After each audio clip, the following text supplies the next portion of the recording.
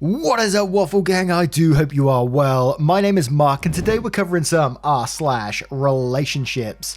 If you're new here, please consider hitting that like, that subscribe, and maybe that notification bell too. And I forgot to say about skipping the initial waffle, but timestamps are in the description and along the timeline below if you do fancy that. But today we're just going to crack straight on with today's stories. Much love, guys. And our first story comes from All Spinach. I, 28 female, caught my boyfriend, 27 male, cheating on me, and I don't know where to go from here. I had a feeling that something was going on for a couple of weeks, and no matter how many times I begged him to tell me, he denied everything. So I bit the bullet and messaged the girl in question myself, and she told me everything. Part of me wishes I didn't, part of me is glad that I did. She told me everything I didn't want to hear. They hadn't done anything physical, but were planning on meeting on New Year's to basically hook up and see how things went. The things he has said to her make me feel physically sick. The fact that he refused to see me or spend time with me on New Year because of coronavirus, but had plans to see her, makes it even more painful. Whenever I close my eyes, I picture him and her. The closer New Year's Eve is, the more sick I feel. My stomach is in pieces. I keep having nightmares whenever I attempt to sleep. My eyes are black from crying and lack of sleep. I can't eat. I can't count how many times I've vomited through sadness and pain. I'm a mess. We've spoken and spoken and spoken about where to go from here the last couple of days. He said he's going to change and be a better person for me. He's never going to leave me in the dark again. He wants a life with me. He made a mistake and he'll never do it again. We'll communicate better and talk things through instead of hiding how we feel. That he's drowning in guilt. He's given me his reasoning as to why he did it, and I'm trying my best to understand, but I'm so mad, so fucking mad that he's done this. I've been told again and again and again that he will do it again, but I love this man so much. I love him so much that even though he's smashed my heart and mind into pieces, I don't want to be without him, and I want to work through this. We live on opposite sides of the same town and haven't seen each other in over a month. Currently, I'm fixated on timestamps. When he was last online on WhatsApp compared to when he replies to my texts, who is he talking to? Then the wait in between replies. What is he doing? Whenever he goes out, I go into a panic and feel sick. How long am I going to feel like this? I feel like such a toxic piece of shit, but I'm so paranoid he's going to do it again. If anyone has been cheated on or has been a cheater, has any advice on how to move on from here or how to deal with this pain I'm in, please let me know. I want to at least try and move on from this, even if it does take a long time. Thanks in advance. So he was planning to meet this person on New Year's Eve, and what was his plans after that once they've initially met and, you know, they see how things went and things, let's say things did go really well between them, you know, they had sex or whatever. What would happen next? Was he planning to leave OP for this other person? Was he planning to move in with her? What was the plan? Because clearly it wasn't just going to be one hookup and that's it. He clearly had other things in his mind, in my opinion anyway. And if I was in OP's position, I don't think there would be a way back from that. Just the cheating and blaming it like, I can't meet you because of coronavirus, but I'm going to go meet this other girl. Absolutely crazy in my opinion. But Anonymous says, honestly, he's lied to you and had a chance to backtrack. He gave you excuses not to see you, but is willing to break quarantine to see her. I say you dump him. This isn't just sex, this is an emotional connection. Leave him before he does it again. He had so many chances to break it off, and it took being discovered for him to finally feel the guilt. And Firefly says, why do you want to give him another chance? Sorry to be harsh in what I say next, but, and quotes, I love him so much that even though he smashed my heart and mind into pieces, I don't want to be without him and I want to work through this. And then says, why work through this? He was planning to fuck another woman and only stopped because you found out. Look at how you talk about him. He said he's going to change and be a better person for me. He's never going to leave me in the dark again. He's made a mistake, he'll never do it again. We'll communicate better and talk things through instead of hiding how we feel. That he's drowning in guilt. I'm so angry on your behalf that I made footnotes. 1. This is all future tense, nice and vague. What's he going to do now to make you feel safe and secure? You're talking about checking his WhatsApp versus text times. He's not helping you feel secure. Has he broken up with this other woman? 2. Where is this we coming from? Here's the one that planned to cheat. Why is the onus also on you to communicate better? What the fuck is that bullshit? Edit to add, I've just remembered that this sounds like forced teamwork, creating false joint ownership over one person's issue. 3. Oh wow, so very guilty, drowning in guilt. What was his lie going to be for New Year's Eve? How long was he going to keep up the lie? So disrespectful of him. It would be one thing if he admitted this, said he was sorry and made good faith attempts to make things better, but that's not what happened here. The other woman told you, otherwise he'd still be staying in because of coronavirus. Edit to add, gosh this blew up. Thank you to those who gilded awarded. I'm sorry that so many people have similar crappy experiences with cheaters. I hope OP will take heart from this. To highlight the point that many people have made, I see Laura Has Secrets comment below in particular. This guy was planning to hook up with a new woman in the middle of a pandemic. Such risky behaviour. Now, what would you do in this situation? Would you take this guy back after what he's done? After the excuse he made it about the pandemic and all that, would you take him back? Let me know what you guys think in the comments below. And our next story is from A Dot in a Vast Space. My 22 female mental health problems are driving my boyfriend 23 male into the arms of other women, and I don't know what to do. I've been dating my boyfriend for 4 years. He is the love of my life, but he has slept with 3 other women since the start of our relationship. The first time was right at the start of our relationship. The most recent time was last year on the night of my 21st birthday. He disappeared on the morning of my birthday. He then rolled in at 4 AM the next day, blind drunk and stinking of perfume. He didn't deny cheating on me, but he lied about the person involved. He told me it was a random girl, but I recently found out it was one of his work colleagues, and it was the second time he slept with her. Each time he's cheated on me, he has begged for my forgiveness, and I've taken him back. Since the start of our relationship, I have been on several prescriptions as I struggle with panic attacks and anxiety. He says that my anxiety is incredibly stressful for him, and he finds it a turn off, and that is why he keeps sleeping with other women.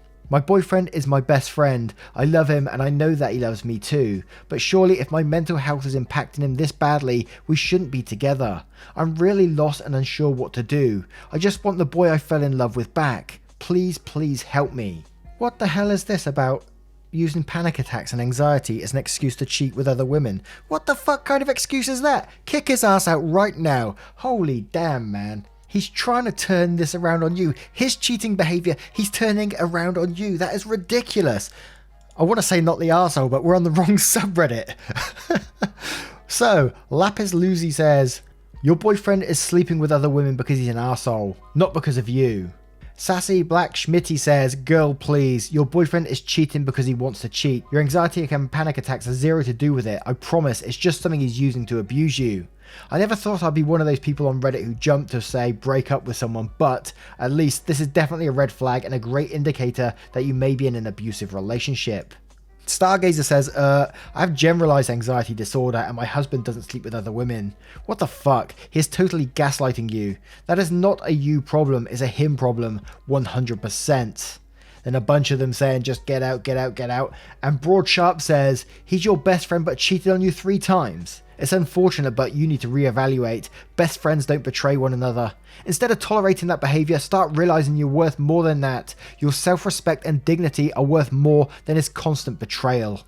Now, I'm going to turn this one to you guys. Obviously, they should just get out of that relationship, but have you ever had anything similar happen to you before? I'd be fascinated to hear it.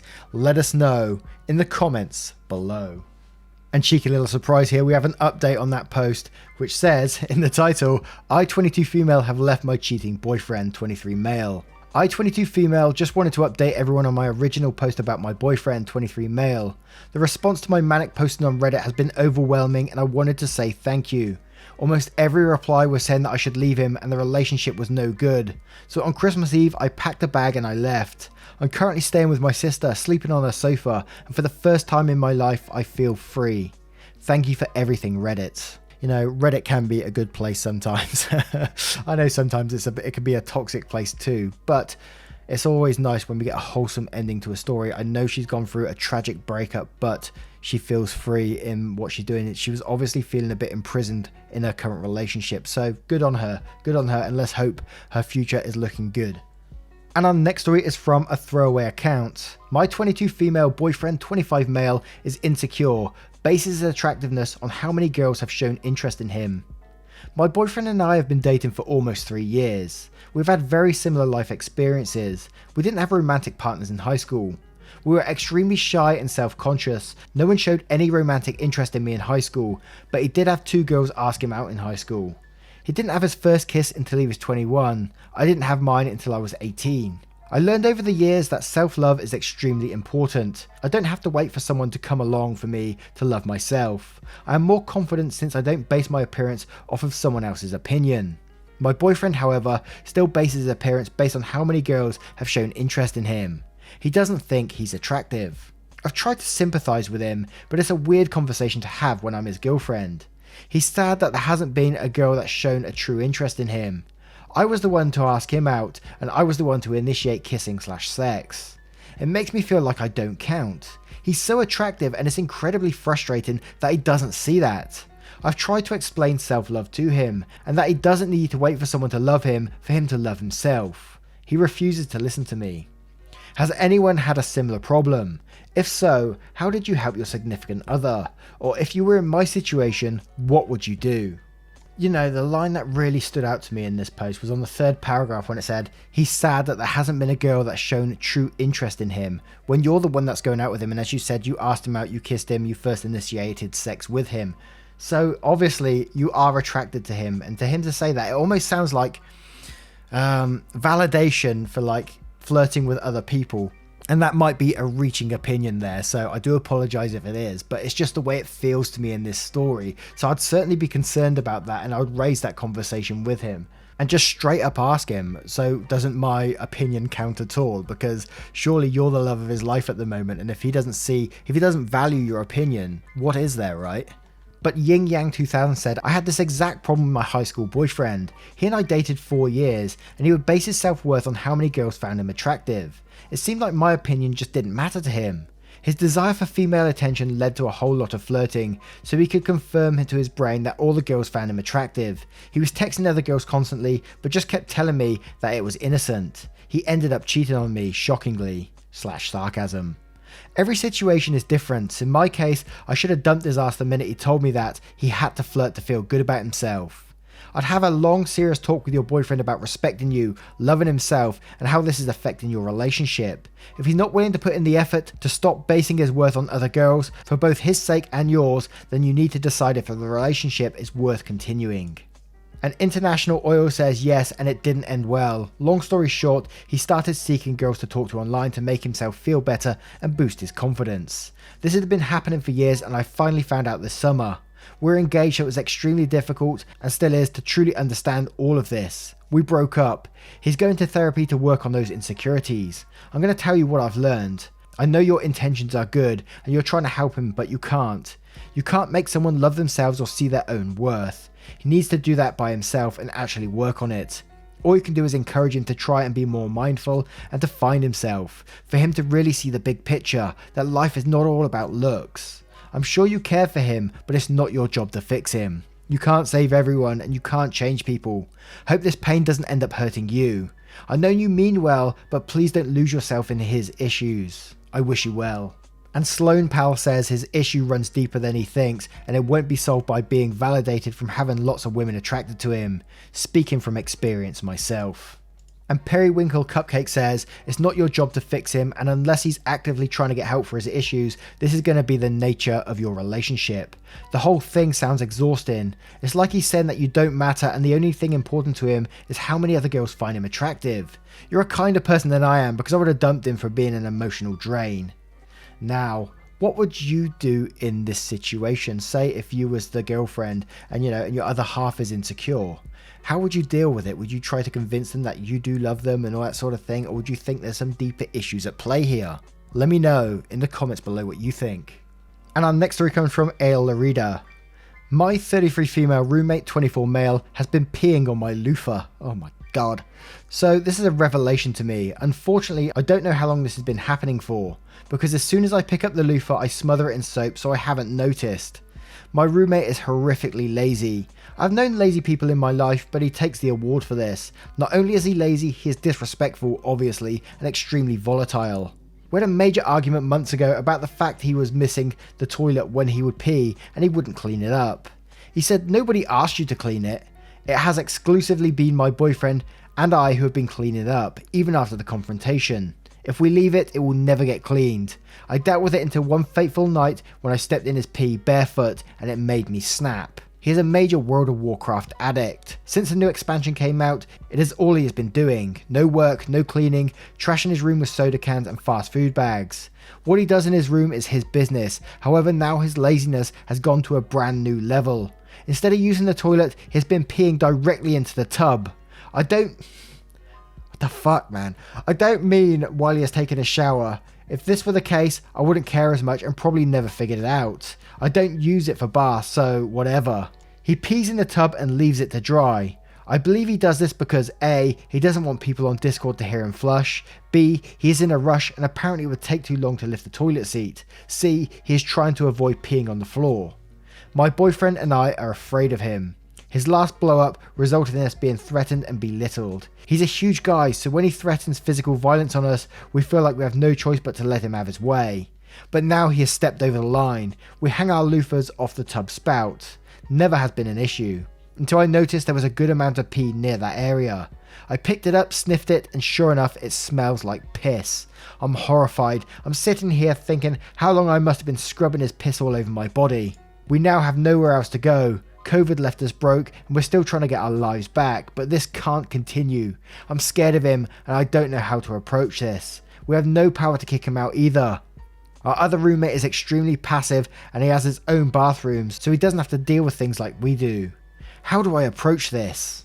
Update. Thank you for everyone for your comments and advice. I understand that I've not been looking at the bigger picture, which is my safety against violence, but fear has been the ruling of my life in so many ways that I've retracted to staying in my room most of the time. I will begin documenting things, taking pictures, and if a blow up occurs I will record it. My big fear about making legal moves is the consequences after the fact. I understand there are laws, but I've experienced so many sides of the law where they didn't come to my rescue, so I've been so scared of taking that avenue. My first suggestion was going to be, and I shouldn't suggest this really, was to jump in his Discord and say, yo, stop pissing on my loofah. But no, seriously, don't do that. But it sounds like OP's got some good advice on this story about basically documenting everything, because you are in a bit of a between a rock and a hard place here. What can you actually do? Unless you talk directly to the landlord, but you are afraid of this person blowing up at the same time. And in the middle of the virus and everything like that, you are in a real tricky situation. But TriniGirl77 says, I can appreciate being stuck between a rock and a hard place because of COVID, but living in an environment that isn't mentally or physically safe for you and your partner isn't the right either. Document everything, make recordings of conversations, take pics of what's happening, make it clear you're giving him chances to correct the behaviour, and he isn't. From there you can decide if you want to use it as leverage to get him in line or a way to kick him out and look for a better roommate situation. And Peridida says, I feel as though you really buried the lead with this one, and the real issue is that you live with someone who physically intimidates and threatens you. If it's at all possible to find different living arrangements, either by leaving or making him leave, I'd do so. And Uma says, please document all this and alert your landlord. This is almost damaging their property and they should care about it. Document everything. Keep track of this on a calendar. Take pictures. Gross, I know, but it's useful. Lawyers often have free initial consultations. And False Guest says, this is disgusting. I've lived with nasty people before, but that's way beyond nasty. I agree with the suggestion to maybe post in some legal advice subreddits and see if they could shed some light on what your potential legal options are. Another thing would be to Google if there is a tenant resource centre in your area. I was having problems with a former living situation, and luckily my city had a resource centre that helped tenants sort out leases and deal with problematic landlords, so they're knowledgeable about tenants' rights and things like that. I'd also make it clear to him that any physical violence will not be tolerated, and if it gets physical again, the police will be called, charges will be pressed, and the landlord will be contacted.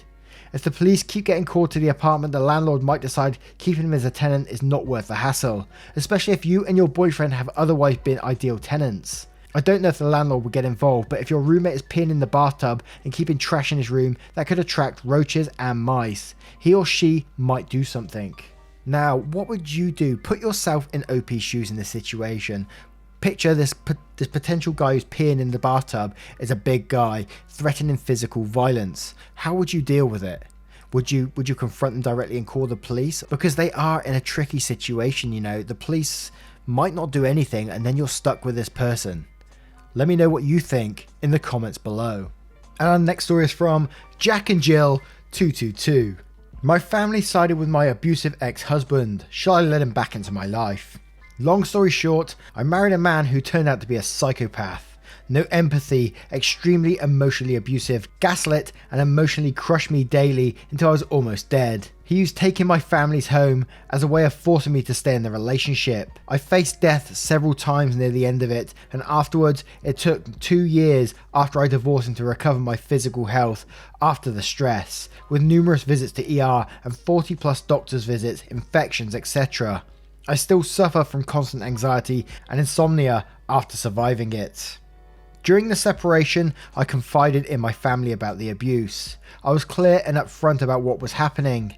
My dad decided to do things that made it more difficult for me to successfully save my home and get rid of my ex, even though I explicitly asked him not to do those things before he did them. My dad disbelieved the abuse and threw tantrums at my home, trying to make me say the abuse was a made-up story. He's done other things since to actively sabotage my recovery, like withdrawing finances, dissuading contractors from helping me finish my home, calling me a joke, etc. My mother was missing in action throughout. More on that in a sec. My brother-in-law and sister have a business that is the sole supplier to my abusive ex-husband's business. My ex relies on that business as his only means of income. Without being supplied by them, he would have to fold. We are well known in our town and hold sway over the locals, especially next to outsiders. It's closed here unless you know someone who will vouch for you. And my ex is a grifter with no ties here. He's a parasite. Without the support of my family, he'd have to go home. He's also a predator looking for vulnerable people to exploit, and once he'd moved here, he realised he'd hit the jackpot. A small town with trusting folks, many elderly, widows, etc. that he could take advantage of as his clients. My brother-in-law and sister could have prevented that. When my separation happened, my brother-in-law and sister disbelieved that I'd been abused, demanding that I prove it, encouraged me to stay with him, doubled down on supplying my ex's business and continued to be social with him. I want to note the amount of business my ex was bringing my family's business was negligible, so finances were a non-factor in the decision. Had they been loyal and stood behind me, stopped supplying him, etc., there's a 90% chance my ex would have gone back to his hometown. Thankfully, 3 hours from here. They didn't do that. They took extra steps to make sure he remained close by and continued to be a lethal threat to me and a threat to the vulnerable locals. When all this happened, I cut ties with my family, obviously. I've been in no contact with them for the past 4 years. I've developed a new set of family and friends, pulled myself out of the abusive isolation, changed careers, finished my house, healed. I've never felt happier or healthier. A little on how we got here. My mother has narcissistic personality disorder. My dad is a victim enabler and he's developed his own abusive habits over the years. My childhood was extremely abusive with my mother at the helm. That's why I ended up marrying a predator and not seeing the signs. In my family, I was the scapegoat and my sister was the golden child. My mother in this equation is probably enjoying this and pleased I'm no longer part of the family, so we'll leave her out of this. Here's my question. In the first 2 years of no contact, my family thought it was a big joke. They didn't take it seriously, made me out as a joke to people in my community, etc. They were in denial and repeatedly ignored my request to stop dropping in unannounced. They acted like this wasn't happening and everything was normal. Then my sister had her first child. I wasn't there for it, and things started to sink a little bit. They finally stopped trampling my boundaries, re no contact, stopped dropping by unannounced, and my sister finally started taking on a tone that might loosely be recognised as atonement. None of what she said has resembled a meaningful apology or empathy for me or what she did, but truthfully, I think that may be a stretch for a narcissistic family. She actually typed the words "I'm sorry" in an email, so there's that. My dad last week did the first thing ever that was 1. Kind, 2. Considerate, 3. No strings attached, 4. Guilt, tantrum free. That's a big deal and I wonder if he might be starting to get it. He's the only one that has painfully tried to keep connected and made efforts these past 4 years, though he's undeniably a toxic person. They all clearly want me back in their lives. Where do I go from here? Now me sitting pretending to be in OP's shoes in the situation and trying to get a feel for it. I know I can never truly feel it for it, but I'm not sure if I'd want them back in my life. So the way they've treated you, the way they gaslit you, the way they just played down everything that happened to you, I'm not sure if I'd want that relationship to be built up back with them, you know, because they might do it again at some point in the future, right? But if you was to go down that route and try to include them back into your family, make sure it's 100% on your terms. You decide when they come back in, you decide everything, and lay those super clear boundaries down with them. Do not let these people fuck you over again, because, you know, there's a good chance they will.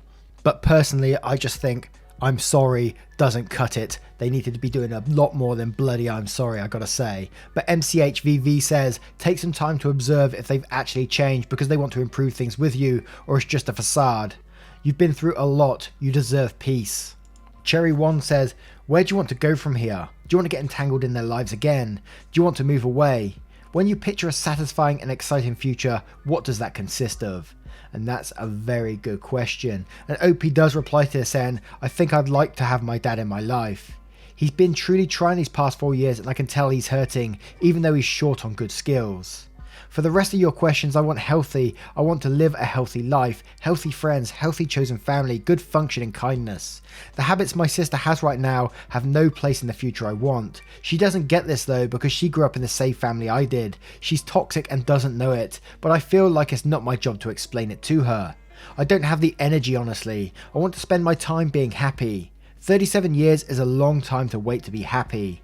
And Rainbow Sequin says, honestly, I wouldn't let them back in my life if I were you. The things they've done to you are simply unforgivable, and how could you possibly trust them again? They are awful, awful people, and life is too short to have that kind of people in your life. My first thought was that they wanted you back because they either need something from you, your parents needing help as they get older, or that other people must realise that your family did something truly horrible to you to cut off contact with them for so long, and if you come back to the family, people will stop talking. Now, what would you do in this situation? I don't think I could forgive them for what they've done, honestly, in my opinion. But what would you do? Let me know in the comments below. Now, once again, guys, thank you for being here today. I hope you have enjoyed today's stories. And if you have, you know what to do. Hit that like, that subscribe, maybe that notification bell too if you're feeling that extra spicy. And you can even join the channel through YouTube membership by clicking that join button down below.